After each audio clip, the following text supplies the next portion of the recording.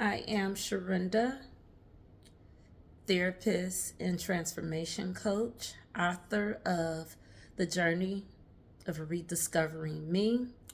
You want to check that out? The link is in my profile. It was sold out on Amazon. They have some more in stock, but it is being sold internationally right now. And if you want to thank me for this information, buy the book. I promise you that in its time when we are in desperate need of a path to resilience and faith in the midst of any journey, it will be worth the read. Most people read it in 1.5, 2 days. Now let's get into it.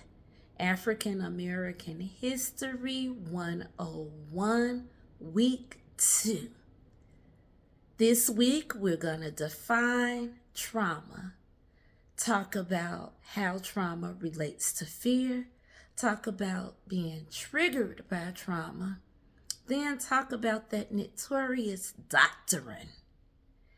Some people call it the Willie Lynch letter, and how there has been a perpetuation of fear and trauma due to this alleged letter. And lastly, this week we're going to talk about from the cotton field to the boardroom. And I'm going to talk about the design of our government and corporate entities and how they kind of mirror the design of the hierarchy of slavery. Let's get into it. Before we get into this, I have a poem that I wrote. I'm sensitive about my stuff. No, I want to share this with you guys because it directly relates to fear and trauma. And let me know in the comment section what you think of this. I actually wrote this out of trauma. I will tell you about that later, but it was something real simple that triggered me. The hate, the anguish, the pain surreal. Words can't quite describe the way that I feel. Out of breath, smothered, cardiac arrest. Suffocated, held underwater, fighting to take a breath. Gasping, fainting, crying for help, but no one can hear me scream. The voice, the vision in my head, and all of my smothered dreams. Fighting desperately to be released before I go to sleep. Depression, procrastination, an emotional breakdown, and a counterproductive weep. I tried lifting my eyes to the sky, and a word fell down on me. It hit me like a bolt of lightning from a cloud, and it pierced me really deep. You're crying and screaming and fighting, wholeheartedly resisting change, expecting a different outcome while keeping things the same. Self-sabotage at its best, the whirlwind of burning fire, sinking quickly in the quicksand and believing that you're being lifted higher. An oxymoron it may seem. When you're young, you think it's lit. Doing your best to fit in, never rocking a boat at all, seemingly legit. Yelling, beam me up, Scotty, take me away, shoo, this world is mad. Living the same life, slightly rearranged and steadily wasting time. You knock on every door, then before it opens, you pivot and run away. Abandonment of your true self, yet you swear you're here to stay. You thought you could, they said you couldn't. Neither mattered until you did. One day your ideas will be gone, permanently off the grid. I awaken quite frantically in a cold sweat. My dreams, my goals, my aspirations, will they ever be met? Enlightenment, useless without implementation. I took a second to meditate on that. I want to be empty when I take my last breath, poured out all I had to give, cultivating minds for generations. That's the only way I can live. Leaving this world doesn't bother me. Forever I will stay. You won't catch me buried, wide awake, dormant seed in a watery grave. Now, this simple poem has so many emotions involved in it. And we're living in a time when these emotions are very valid. As we talked about before, people are afraid of what's going to happen. As people who receive government subsidies and government employees are afraid of their jobs and how they will be able to sustain themselves. And I can agree in that those are real fears. Having been a person who is a person with a visual impairment, I worked for the state of Illinois government for 18 years. And I couldn't imagine myself being at work now. I just left my job about 19 months ago. I couldn't even imagine now, as in a political climate, they're ridding themselves of DEI, which is very closely connected to the ADA, and forcing people to retire or making an attempt to, and how people are feeling overwhelmed. And I want to talk today about that trauma and where those feelings come from. I'm going to use myself as an example because I can't talk about y'all, but I can talk about me. Okay, and thinking about trauma and where those things come from. Having been in a situation in my life, whereas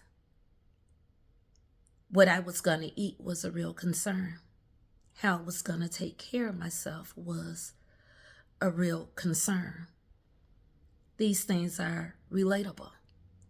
Trauma are those things that kind of bring reality to that pain and that emotion that we refer to as fear.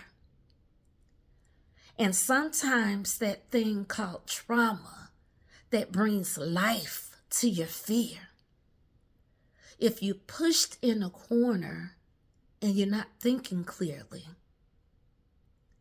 a person would do anything not to be put in that situation, in that climate, in whatever it is that made them fearful.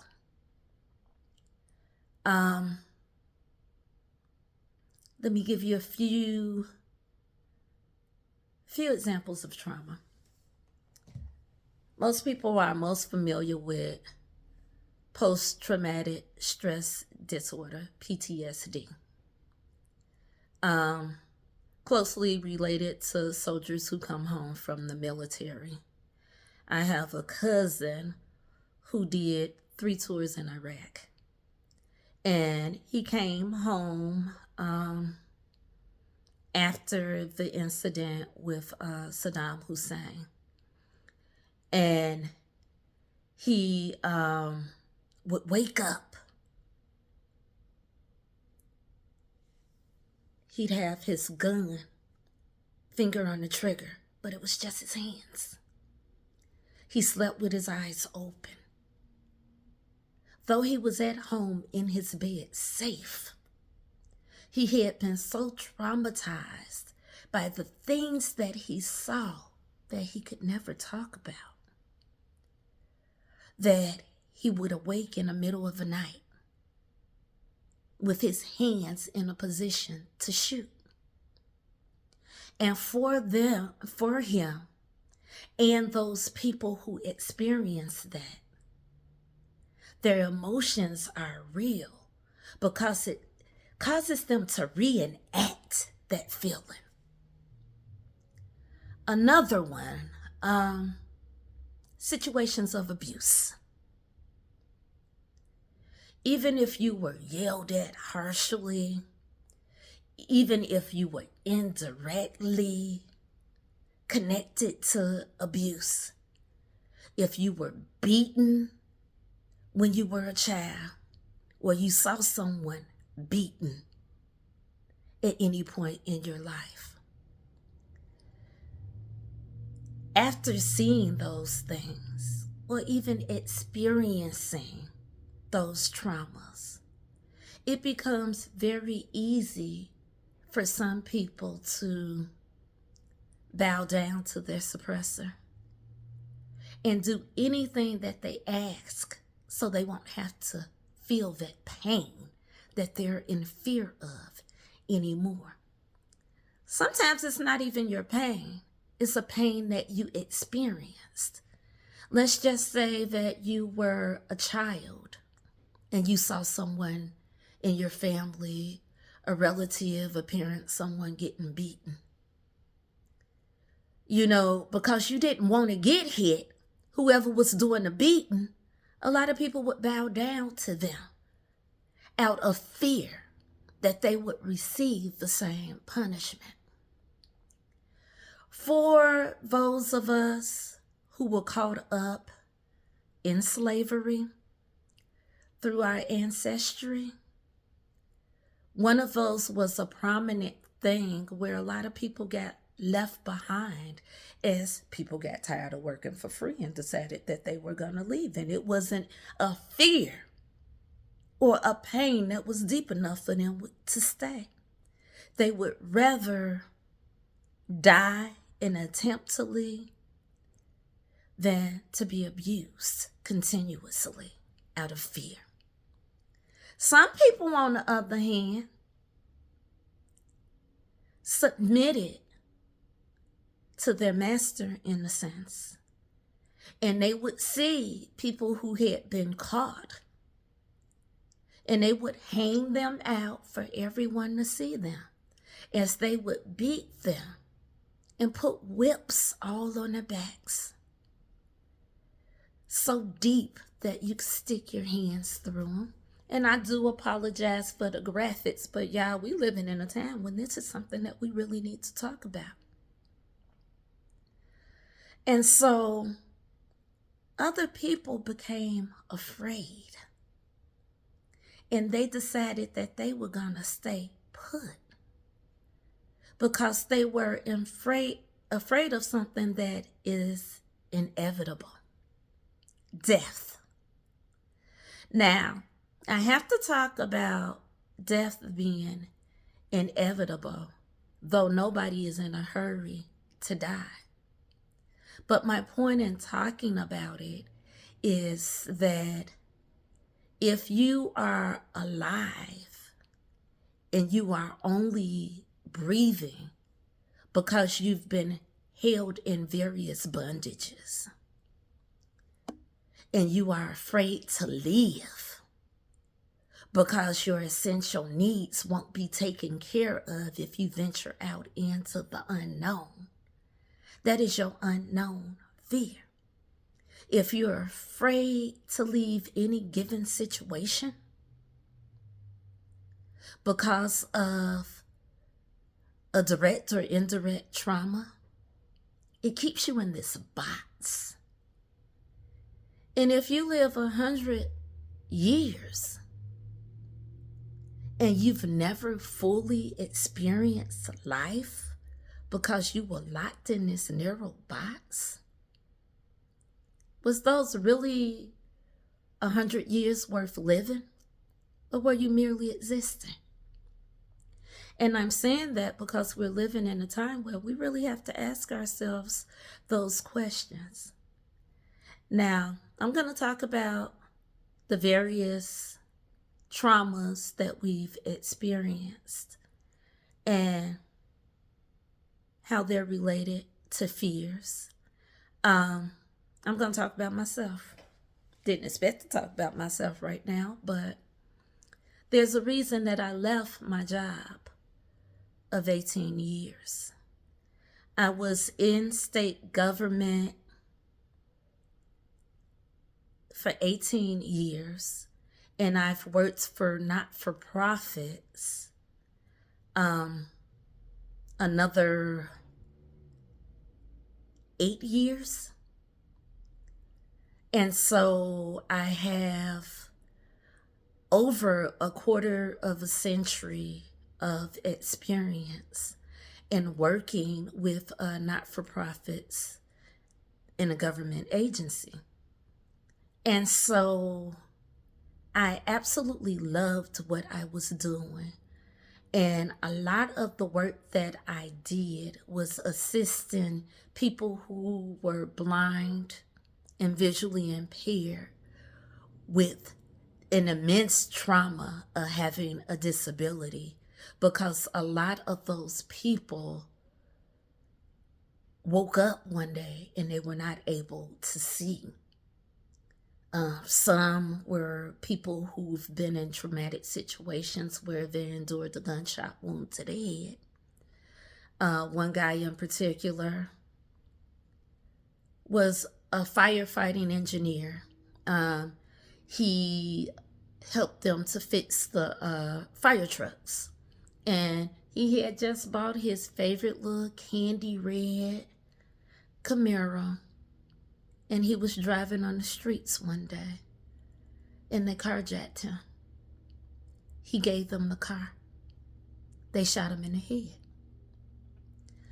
I've seen countless of those stories, and people who would come into the organization that I work for and desperately seeking to get their lives back together and to relieve themselves of that fear of being in the dark that they acquired.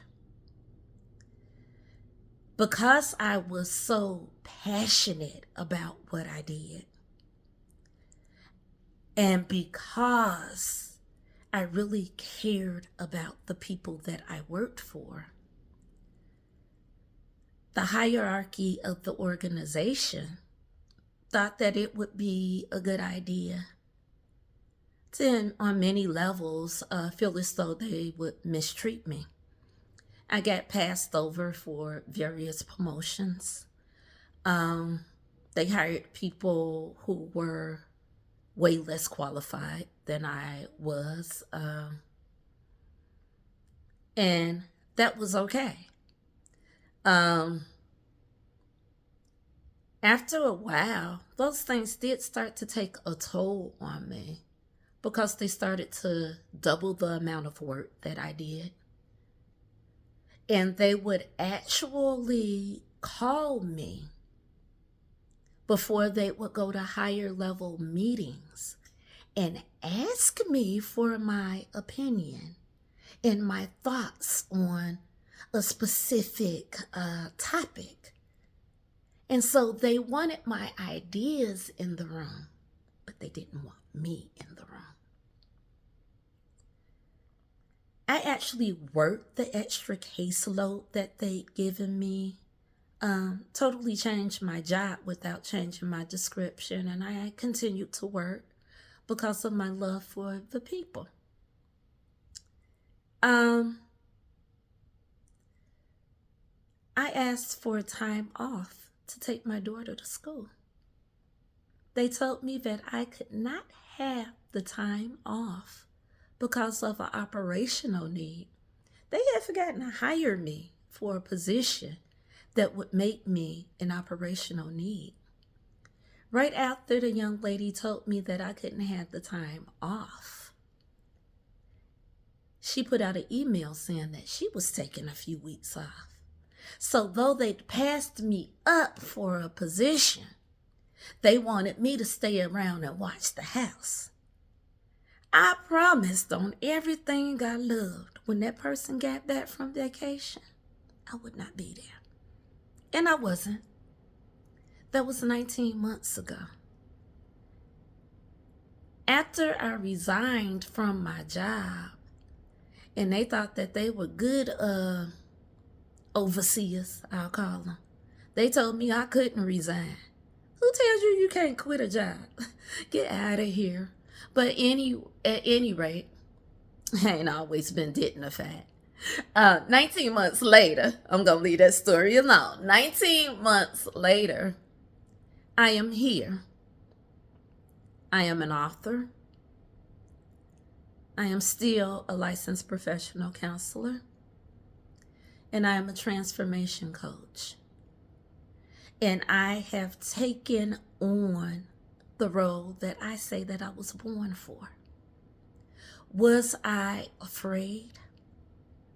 Yes, I was afraid. I had no idea, sincerely, how I was going to pay my bills after that event. I had no idea what was going to happen in the future. But the pain of me being treated poorly and knowing who I am was much greater than the pain that was being inflicted on me in order to keep me there for a steady paycheck and 6 weeks of vacation that I wasn't able to use. And so the trauma in that is that I had been there before.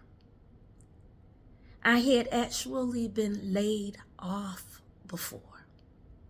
And I knew that if I were to leave my job, it would be difficult because I would have to immediately find other ways to make money. But that's why we're given talents. Our talents are not for other people to use. Our talents are for us to give and be compensated for. The man went over some of y'all head. There is a difference. What I give freely, resources will be given to me for. What is taken from me, I allow to be taken. And I can never be fully restored for it. One of those things is time. And as we move in a world where within the United States, we have a dollar value placed on our time. And that dollar value is directly connected to your proximity. We'll talk about that later on this week. Getting back to what I was talking about and me getting ready to close this out. Trauma is those situations that validate your fear. Whether it is abuse, whether it is a car accident,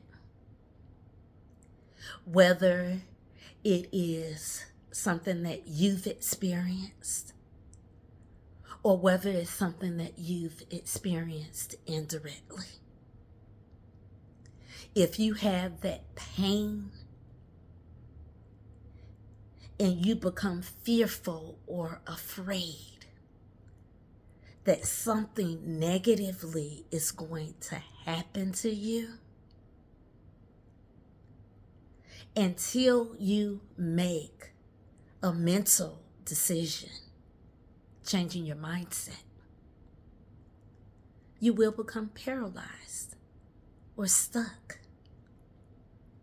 or going in constant cycles, repeating the same thing because you're literally afraid to jump off of the fence, straddling the fence, or jump off the hamster wheel.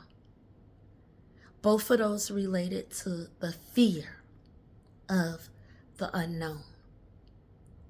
And as long as we are stuck in the fear of the unknown,